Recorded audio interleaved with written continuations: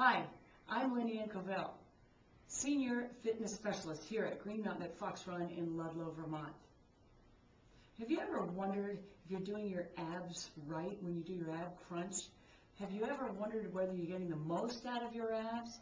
I want to show you a way that helps you focus in on that and get the work done exactly where you want to get it done so that you can feel it. So that's your way of check and balance there. You feel it working and therefore it is.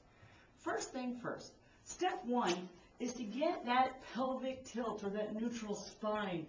So basically, when we do a pelvic tilt, the easiest thing that we can remember is push the back into the floor. Many people make the mistake of tightening their glutes and pulling up. That's a buttocks tuck. That's not what we're trying to do.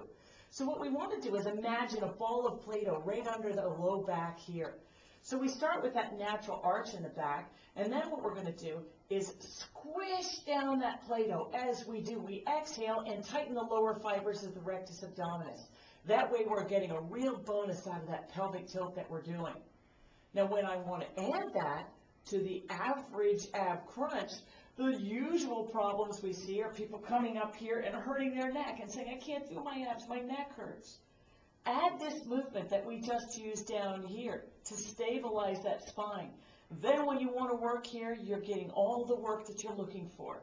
So don't put your hands here and don't interlock your fingers. Don't overlap your hands.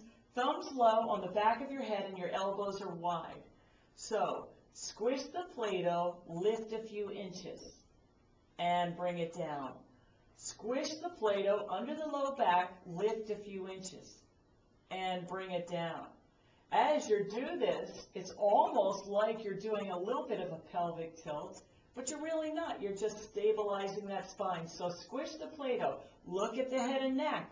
They're not tucked forward. So you're getting those shoulders off the floor, working the rectus abdominis, but not hurting your neck, not hurting your back, and getting the most out of your ab work.